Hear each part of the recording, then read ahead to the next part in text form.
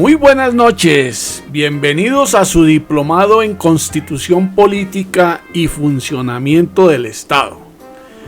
Estamos hoy en la sesión número 9, nos falta esta y la siguiente y estaríamos culminando nuestro primer diplomado. Qué alegría de tenerlos y contar con ustedes. Esperamos que este ejercicio de formación ciudadana contribuya a mejorar la calidad del análisis y el ejercicio de la ciudadanía en todos nuestros alumnos, nuestros egresados y en el público en general. Ese es el propósito de la Fundación Siglo XXI Educación para Adultos. Bueno, hoy nos vamos a referir a los órganos de control y a un tema muy interesante que está de moda, que son los órganos electorales. Esa, como hemos dicho, es nuestra 9ª sesión y pues nos corresponde hoy asumir este tema. Bueno, vamos a iniciar por los órganos de control. Básicamente tenemos que los órganos de control son la Contraloría General de la Nación y el Ministerio Público. A su vez, el Ministerio Público está integrado por la Procuraduría General de la Nación y por la Defensoría del Pueblo. Estas tres instituciones, la Contraloría General, la Procuraduría General y la Defensoría del Pueblo, son los órganos de control que existen en nuestra Constitución. La Contraloría está reglamentada según los artículos 267 y 268. Hay otros, pero nosotros hemos seleccionado estos. La Procuraduría está reglamentada por los artículos 275 y 276, así como la 277 y 278. Y la Defensoría del Pueblo, los artículos 281 y 282. Es decir, que aquí estamos avanzando en el conocimiento de la Constitución y de las entidades del Estado. Vamos a iniciar por la primera institución, que es un órgano de control, es la Contraloría General de la República. Esa Contraloría General de la República, aquí dice de la Nación, se encarga de la vigilancia y el control fiscal. Son una función pública, la vigilancia y el control fiscal son una función pública que ejercerá la Contraloría General de la República, la cual vigila la gestión fiscal de la administración y de los particulares o entidades que manejen fondos o bienes públicos en todos los niveles administrativos y respecto de todo tipo de recursos públicos. Cuando se refiere a los niveles administrativos, se refiere a lo nacional, a lo departamental, a lo municipal, a lo local. Entonces, la Contraloría se encarga de hacer control fiscal. ¿Qué significa eso? Pues significa mirar que los recursos se inviertan de acuerdo a cómo han quedado aprobadas las leyes, las ordenanzas o los acuerdos de presupuesto, y sobre todo hacer control para que la plática con los recursos públicos no se desvíe, no se pierda, no vaya a engordar los bolsillos de otras personas que no deben. El control fiscal se ejercerá de forma posterior y selectiva. Esto lo planteaba la Constitución, y en una reforma reciente del 2019, si no estoy mal, dice que además podrá ser preventivo y concomitante. Aquí el problema del ejercer el control fiscal de manera antes de que se ejecuten los recursos es que si el ordenador del gasto tiene que pedirle visto bueno en este caso a la Contraloría, pues se convertiría en coadministrador.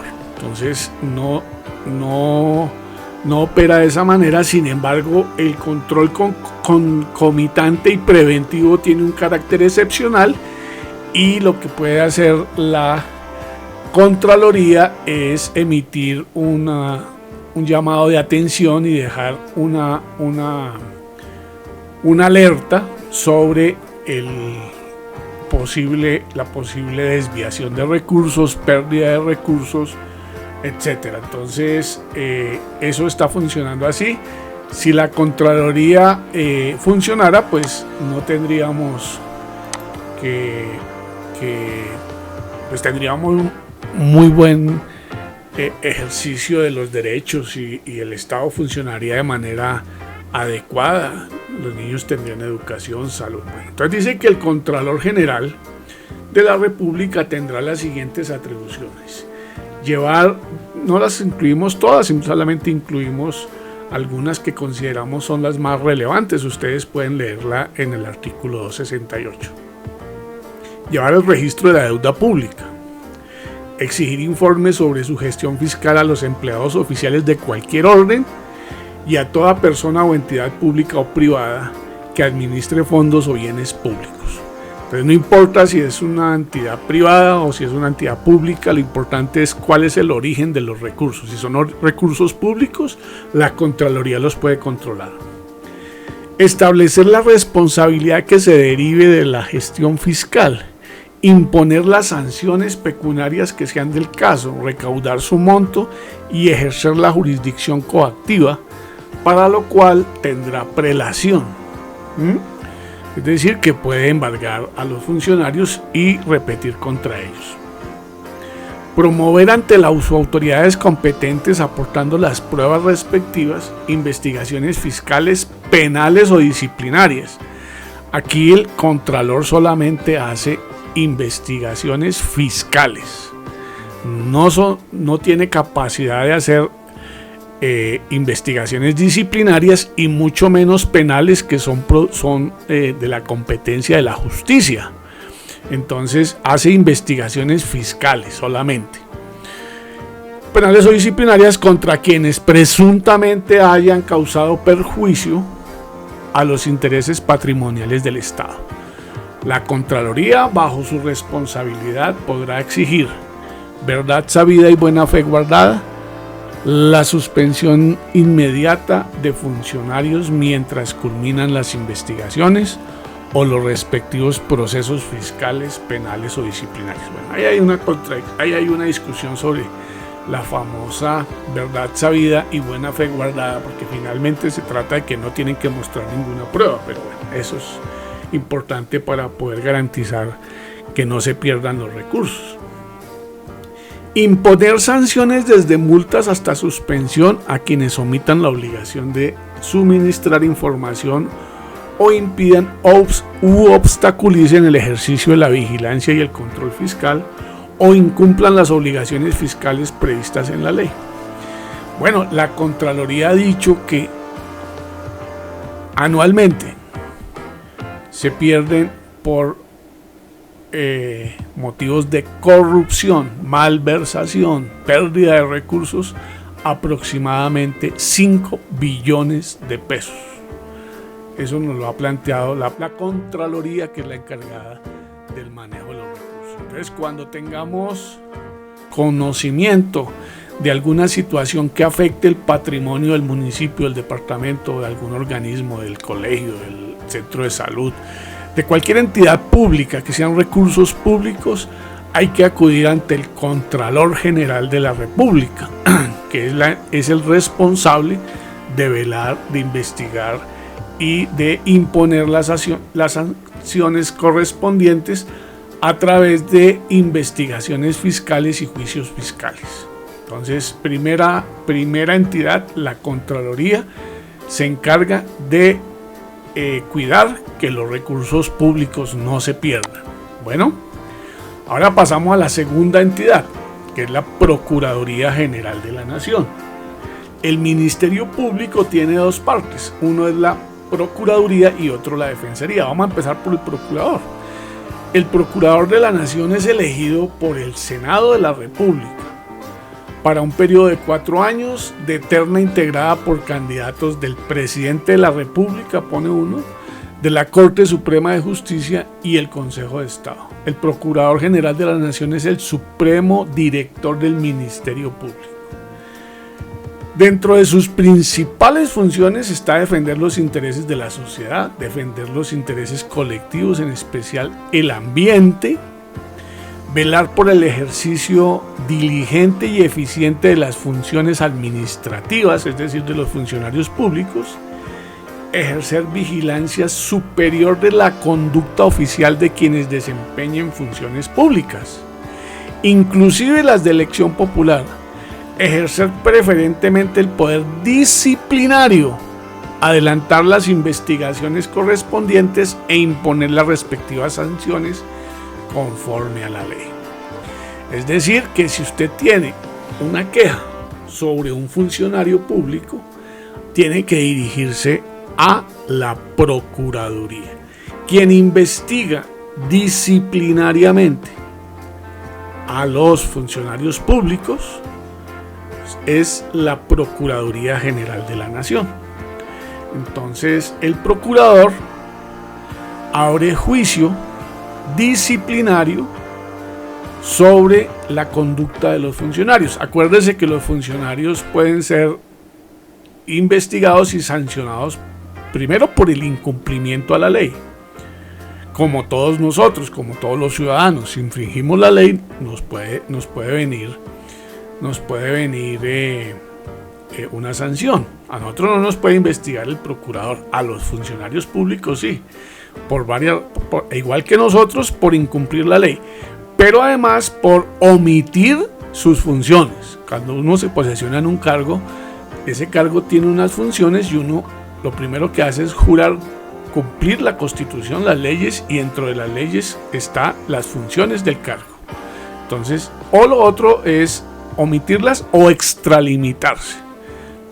Extralimitarse es pasarse de la responsabilidad que tiene, es decir, invadir la competencia de otra institución o de otro funcionario o de otra entidad. Entonces, la Procuraduría se encarga de investigar y sancionar la conducta de los funcionarios públicos. Entonces, si tienen alguna irregularidad, tienen que dirigirla a la Procuraduría General de la Nación, si tienen que ver con el comportamiento de un funcionario público. Si es un tema que tiene que ver con recursos públicos que se están perdiendo, entonces vamos a la Contraloría General de la Nación.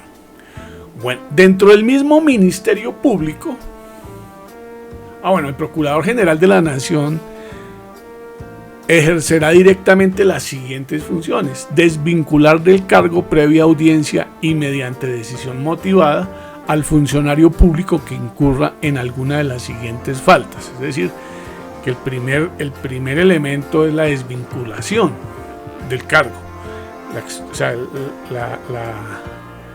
la declaración de insubsistencia, infringir de manera manifiesta la Constitución y la ley, como nos pasa a nosotros también, derivar evidente o indebido provecho patrimonial en el ejercicio de su cargo o de sus funciones, es decir, poner su cargo a su beneficio o al de particulares, obstaculizar en forma grave las investigaciones que realice la Procuraduría o una autoridad administrativa o jurisdiccional, obrar con manifiesta negligencia en la investigación y sanción de las faltas disciplinarias de los empleados de su dependencia. Entonces es omitir realizar las investigaciones o en la denuncia de los hechos punibles que tengan conocimiento en razón del ejercicio de sus cargos. Entonces ya sabemos a dónde acudir.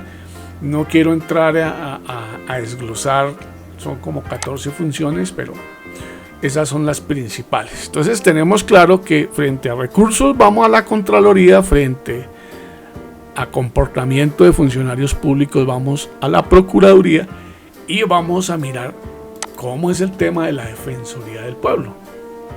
El Defensor del Pueblo ejercerá sus funciones de manera autónoma. Será elegido por la Cámara de Representantes. El procurador es elegido por el Senado. Este es el defensor del pueblo, es por la Cámara de Representantes para un periodo institucional de 4 años, de terna elaborada por el presidente de la República. Entonces, el único que postula para la Defensoría del Pueblo es el presidente de la República.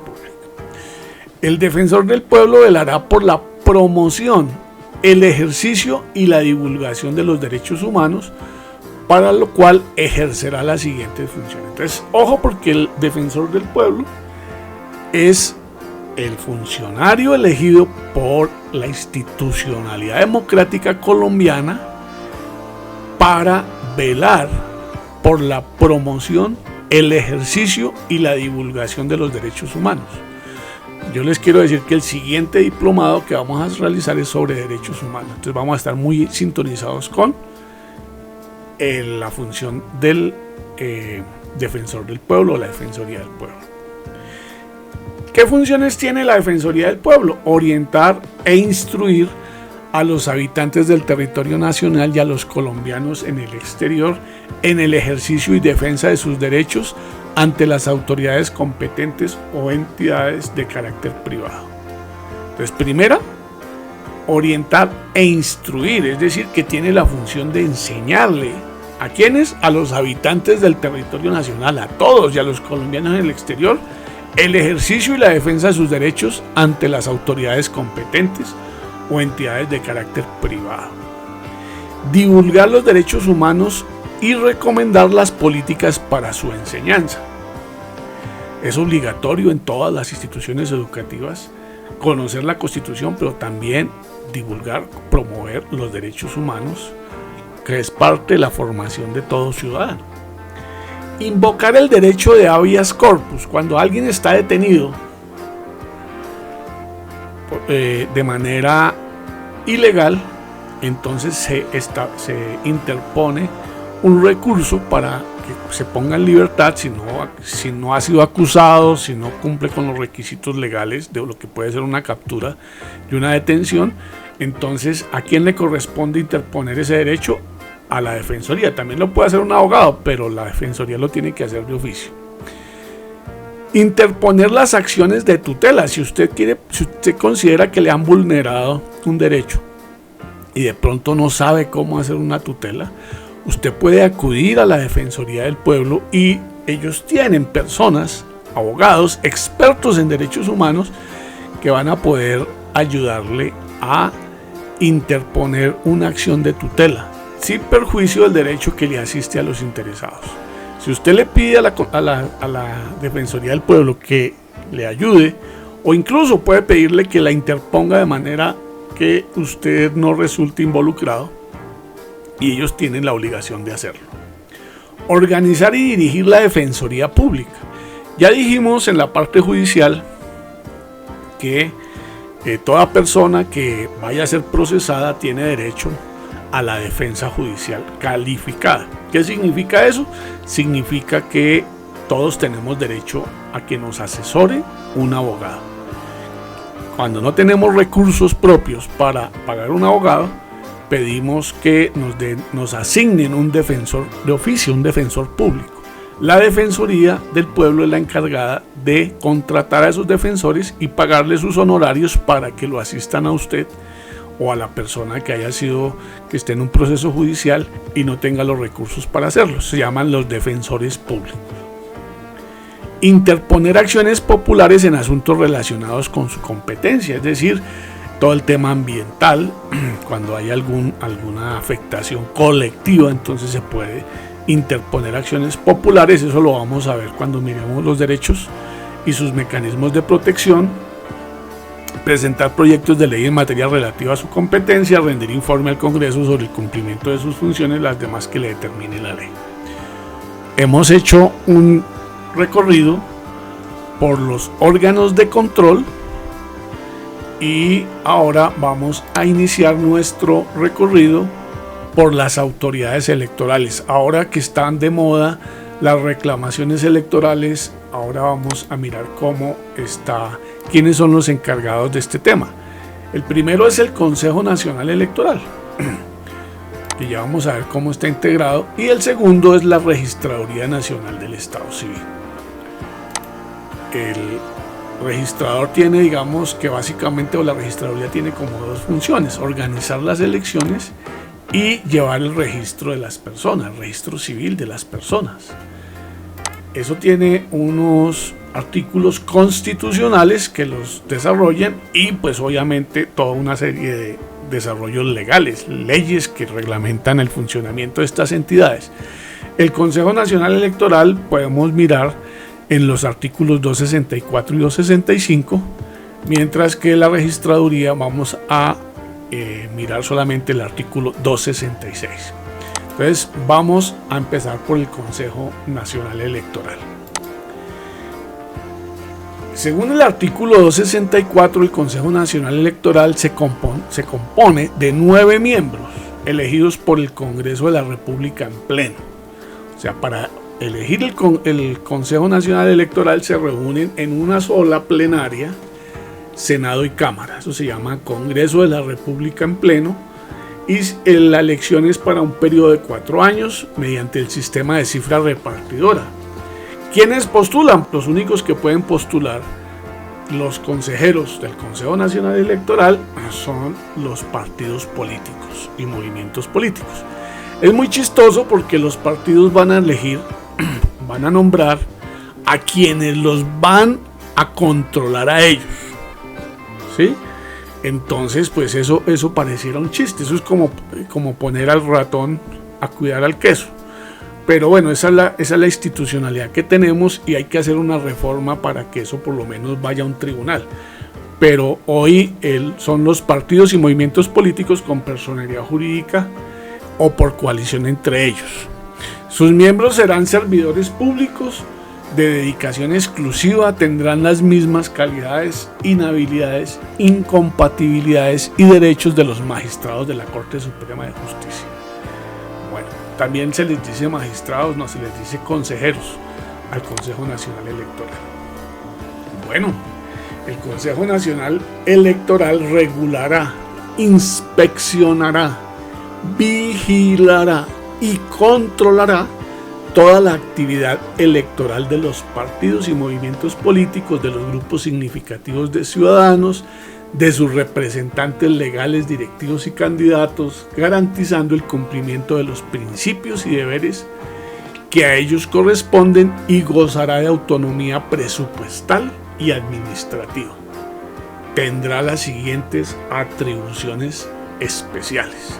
Primera, ejercer la suprema inspección, vigilancia y control de la organización electoral. Es decir, que el Consejo Nacional Electoral es la máxima autoridad electoral, ejerce la suprema inspección, vigilancia y control de la organización electoral. Ellos son los responsables del proceso electoral. Conocer y decidir definitivamente los recursos que se interpongan contra las decisiones de sus delegados sobre escrutinios generales, y en tales casos hacer la declaratoria de elección y expedir las credenciales correspondientes. Bueno, velar por el cumplimiento de las normas sobre partidos y movimientos políticos, sobre encuestas de opinión y los derechos de la oposición y de las minorías. Distribuir los aportes para el financiamiento de las campañas, así como para el financiamiento de los partidos. Efectuar el escrutinio general de toda votación nacional, como la presidencial. Efectuar el escrutinio general de toda la votación nacional y hacer la declaratoria de elección y expedir las credenciales a que haya lugar. ¿A quién le corresponde hacer el escrutinio general de la votación y hacer la declaratoria de la elección y expedir la credencial del presidente de la República? Es al Consejo Nacional Electoral. Esa es la autoridad legítima y que tiene esa función: reconocer y revocar la personería jurídica de los partidos y movimientos políticos, colaborar para la realización de consultas de los partidos y movimientos, decidir la revocatoria de la inscripción de candidatos a corporaciones públicas o cargos de elección popular. Entonces, el tema de la organización del proceso, así lo desarrolla la registraduría, pero quien ejerce la suprema inspección, vigilancia y control de la organización electoral es el Consejo Nacional Electoral. Ahora vamos a entrar, son 9 magistrados elegidos por los mismos partidos. Entonces dice, en alguna de ellas dice que velar por el cumplimiento de las normas sobre partidos y movimientos políticos y las disposiciones sobre, entonces quien vigila a los partidos políticos son postulados por los propios partidos políticos. Luego, pues lo que se espera es que no vaya a haber ningún tipo de sanción a los partidos, porque los están fiscalizando personas que fueron propuestas y votadas por ellos, fueron puestas por ellos de manera autónoma. Entonces, pues eso es algo que el régimen electoral ha estado pendiente de realizar una reforma, pero coincidencialmente todas las reformas se han hundido por problemas de procedimiento, o simplemente los congresistas no están de acuerdo con ellas y las dejan hundir. Bueno, la otra institución de carácter electoral es la Registraduría Nacional del Estado Civil. El Registrador Nacional del Estado Civil será escogido por los presidentes de la Corte Constitucional, la Corte Suprema de Justicia y el Consejo de Estado, mediante concurso de méritos organizados según la ley. Su periodo será de 4 años, deberá reunir las mismas calidades que exige la Constitución Política para ser magistrado de la Corte Suprema de Justicia y no haber ejercido funciones en cargos directivos en partidos o movimientos políticos dentro del año inmediatamente anterior a su elección. Y ejercerá las funciones que establezca la ley, incluida la dirección y organización de las elecciones, el registro civil y la identificación de las personas, así como la de celebrar contratos en nombre de la nación en los casos que ella disponga. Bueno, entonces la dirección y organización de las elecciones la hace la registraduría, pero quien ejerce la suprema inspección, vigilancia y control de la organización electoral es el Consejo Nacional Electoral. Además, la registraduría es la que se encarga de llevar el registro civil. Entonces en una organización político-administrativa como es el Estado colombiano, donde 2 poderes, el poder ejecutivo y el poder legislativo, se eligen por voto directo de las personas, de los ciudadanos, pues llevar el censo electoral es un tema de suma importancia, porque allí se pueden realizar diferentes tipos de irregularidades, y esto pues tiene que ser algo realmente muy transparente para que genere la confianza necesaria. Claro, esto solamente se lleva al registro de quienes son ciudadanos. También registramos los nacimientos, es decir, cuántas personas somos, dónde estamos, cómo nos llamamos, tenemos derecho a un registro civil y a que nos den un número, y que tengamos, a partir del nacimiento, antes del nacimiento ya tenemos derechos, pero igual el Estado nos tiene que reconocer a través del registro civil. Después nos da la cédula, nos da la tarjeta de identidad, y por último nos da la cédula de ciudadanía. También registramos ante el registro civil los matrimonios. Entonces el estado civil, los divorcios también van allí. Y finalmente también registramos ante el registro civil y en la registraduría las defunciones. Es decir, que hay que eliminar del censo electoral a los muertos, porque si no pueden resultar votando. Esperamos que eso nunca suceda. Bueno, entonces miren la importancia de estos órganos electorales y de los órganos que ya vimos que fueron los órganos de control. Entonces, para recapitular, el Estado colombiano en su constitución política tiene básicamente 3 órganos de control, que son la Contraloría, que se encarga de revisar el tema presupuestal y de los recursos públicos, la Procuraduría, que se encarga del tema disciplinario, la Defensoría del Pueblo, que se encarga de la divulgación, de la promoción y de propender por el ejercicio pleno de los derechos de los colombianos. Por eso decimos, y dice el artículo 2, que es función esencial del Estado servir a la comunidad y garantizar el ejercicio de los derechos. O sea, un Estado es legítimo cuando garantiza a sus ciudadanos sus derechos humanos, sus derechos civiles, políticos, económicos, culturales, sociales, ambientales, de toda naturaleza. Bueno, espero que esta sesión haya sido del interés, hayan aprendido y que conozcan mejor este ejercicio. Quiero hacer solamente 2 precisiones que están pendientes. Una que fue de la sesión anterior, cuando vimos el Poder Judicial. Cuando vimos la Corte Suprema de Justicia, se me olvidó aclarar que esa Corte Suprema es la encargada de juzgar a los altos aforados, a los altos dignatarios del Estado, al presidente, a los congresistas. Los congresistas tienen un fuero especial y el único que les puede abrir un proceso no es un juez, sino es la Corte Suprema de Justicia. Lo mismo los altos funcionarios. Eso creo que me faltó aclararlo en la sesión anterior. Y lo otro que quiero decir es que en el nivel territorial, por ejemplo, al defensor del pueblo y al procurador, incluso al contralor en algunos casos, porque también tiene la potestad de impulsar vedurías, el funcionario municipal encargado de representar a estos funcionarios de carácter de los órganos de control es el personero municipal. Es un personaje muy importante para la garantía de los derechos, para la lucha contra la corrupción, para mirar los abusos de los funcionarios o la omisión de los funcionarios y la investigación. Son los representantes del procurador, son los representantes del defensor del pueblo y son los representantes del contralor para algunos casos en el escenario municipal. Entonces el personero municipal juega un papel muy importante.